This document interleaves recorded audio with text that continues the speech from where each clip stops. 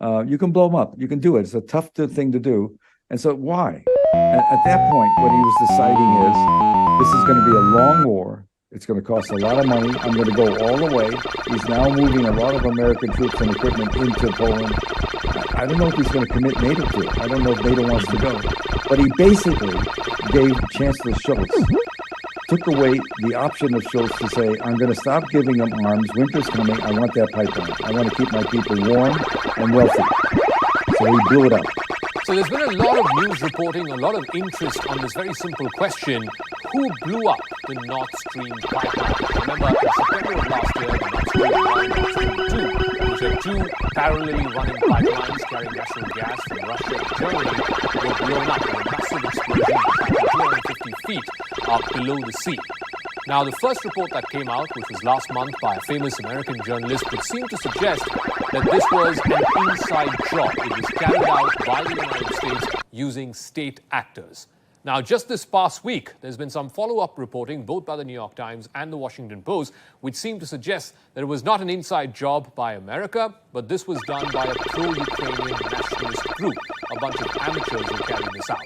What is the truth of who blew up the Nord Stream pipelines? What are the consequences and the implications of that? And will we ever get to know the truth? I want to first go across to a famous American investigative journalist, a multiple-time Pulitzer winner, famous investigative journalist Seymour Hersh, whose first reporting on this last month seemed to suggest that this was done by America at the orders of the President of the United States by state actors. Seymour Hersh, thank you very much for speaking with us here on this News 18 Network Global Exclusive. Thank you for your time. So, your report, which came out in February, which suggested that it was America which blew up the Nord Stream natural gas pipelines, was based on a single anonymous source, an unnamed source. Can you explain to our viewers and people who are watching this interview, who are listening to this interview on our digital platforms and on our television platforms, as to why you chose to go with a story of such huge implications, so much consequence, based on just one single anonymous source? Because I'm not coming from outer space on this story. I understood it was going to be important.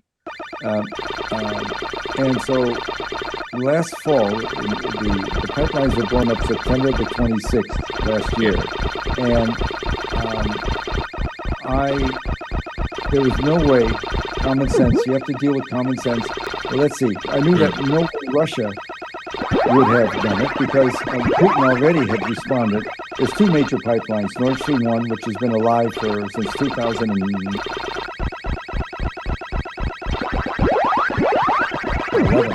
and Nord Stream 2, these are huge, they move millions of whatever the measurement is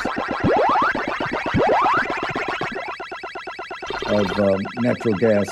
There is a different measurement, and it's not cubic feet. It's they move Nord Stream 1 turned Germany because it supplied cheap natural gas that was very clean, more than they needed it. Anyway, I'm just giving you all this because I can answer your question, but I'd be coming from the blue, and I don't want to come from the blue. I want people to understand I've done this a long time. So the White House, Mr. Hersh, they have rejected your story outright. They've called it a figment of your imagination, more fiction than fact is the wording that they used.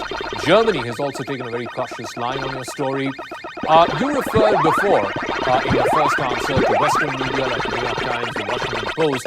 Had you taken your story to the editors there, would they have published such a consequential story basis just one single unnamed anonymous source? How would you react to that? The source, the way I described the story and the intent of how I sourced it was to be as vague as possible. It would have been very dangerous to have somebody. It would be dangerous for anybody telling me the story to be in a meeting. Because the one thing my government can do well is find people. And I think it's very important when I say I've never burned anybody. So I'll take the heat on the question of sources. What I said was somebody who had access to information, and that could be a million people. And so the story simply is, I asked the question last fall in October. The pipeline was blown up in September. common sense said that since Putin himself had ordered the first pipeline to be shut down in anger at the language of the Biden White House, this is before there was any talk of an invasion of Ukraine. The language in the beginning was very rough, and as it was towards China. The second pipeline was brand new. The first one I said started in 11. The second one was built because there was a need for gas. Germany was retailing. It's calling they were selling it downstream. They were selling Russian gas. They had so much at such a cheap price. They were selling to distributors in Western Europe. And Russia looked away. It's okay. So the second pipeline, called Nord Stream 2, was completed in about late 2020 or late 2020, when things were already tense, when Russia clearly Putin had said, I've had it, he already considered the Ukrainians to be a sub-level, serfs. The only reason I can explain for blowing up the pipelines, that he had a team study the issue. I wrote about this in the articles I wrote for the Substack group for them in 4 weeks. He had a team there very early, before the war began. He wanted an option. He asked the CIA, give me an option. What can I do to convince Putin not to go to war? And one of the options was, and this team went to Norway, which has been an ally of us in Vietnam, and Norwegians have been our helpers on down and dirty stuff all the time. And so they went to Norway, where they said the Norwegians are wonderful seamen, and they wanted to the pipeline runs 750 miles all the way down the Baltic Sea, directly from Russia to Germany. And so the goal was, give me an option to blow it up. And they did. And the war started, despite the fact that Putin warned Russia about this. In February, 2 weeks before Russia invaded, he said, I can blow up your pipeline, which I must say didn't make the people doing this secret war happy. They were not supposed to be talking about it. But nothing happened. They did put mines in place. Very difficult to do. It's a steel pipeline covered by a concrete cover that's as high as a man, 6 feet high, to protect the pipeline from the salinity the salt and water in the Baltic Sea. Anyway, so they did the job, but once the war began, the people in the community didn't think he would do it. There was no reason anymore to do it. In September, he gets a briefing. The best I can tell, why September the 26th? I don't have a good picture, but I know for the first time, the intelligence was saying it's going to be a long war. He decided then to do it. And he had set it up so he could just say yes, and a day later it would blow up. There's a way to set it up. They work by sonars, low frequency. You can blow them up. You can do it. It's a tough, good thing to do. And so why?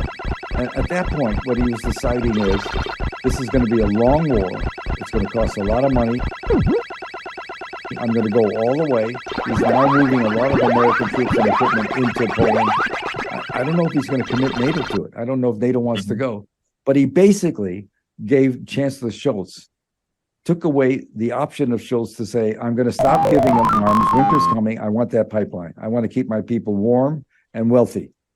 So he blew it up.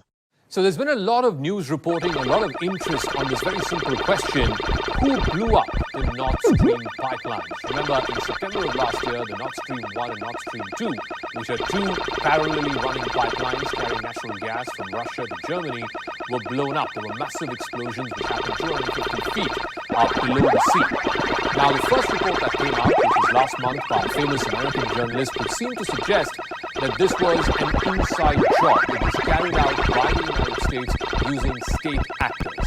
Now, just this past week, there's been some follow-up reporting, both by the New York Times and the Washington Post, which seem to suggest that it was not an inside job by America, but this was done by a pro-Ukrainian nationalist group, a bunch of amateurs who carried this out. What is the truth of who blew up the Nord Stream pipelines? What are the consequences and the implications of that? And will we ever get to know the truth? I want to first go across to a famous American investigative journalist, a multiple-time Pulitzer winner, famous investigative journalist Seymour Hersh, whose first reporting on this last month seemed to suggest that this was done by America at the orders of the President of the United States by state actors. Seymour Hersh, thank you very much for speaking with us here on this News 18 Network Global Exclusive. Thank you for your time. So, your report, which came out in February, which suggested that it was America which blew up the Nord Stream natural gas pipelines, was based on a single anonymous source, an unnamed source. Can you explain to our viewers and people who are watching this interview, who are listening to this interview on our digital platforms and on our television platforms, as to why you chose to go with a story of such huge implications, so much consequence, based on just one single anonymous source? Because I'm not coming from outer space on this story. I understood it was going to be important. And so last fall, the pipelines were blown up September the 26th last year. And there was no way, common sense, you have to deal with common sense. Let's see, I knew that Russia would have done it because Putin already had responded. There's two major pipelines, Nord Stream 1, which has been alive since 2011, and Nord Stream 2, these are huge. They move millions of whatever the measurement is of natural gas. There is a different measurement, and it's not cubic feet. It's they move Nord Stream 1 turned Germany because it supplied cheap natural gas that was very clean, more than they needed. Anyway, I'm just giving all this because I can answer your question, but I'd be coming from the blue, and I don't want to come from the blue. I want people to understand I've done this a long time. So the White House, Mr. Hersh, they have rejected your story outright. They've called it a figment of your imagination. More fiction than fact is the wording that they used. Germany has also taken a very cautious line on your story. You referred before, in your first answer, to Western media like the New York Times and Washington Post. Had you taken your story to the editors there, would they have published such a consequential story basis just one single unnamed anonymous source? How would you react to that? The source, the way I described the story and the intent of how I sourced it was to be as vague as possible. It would have been very dangerous to have somebody. It would be dangerous for anybody telling me the story to be in a meeting. Because the one thing my government can do well is find people. And I think it's very important when I say I've never burned anybody.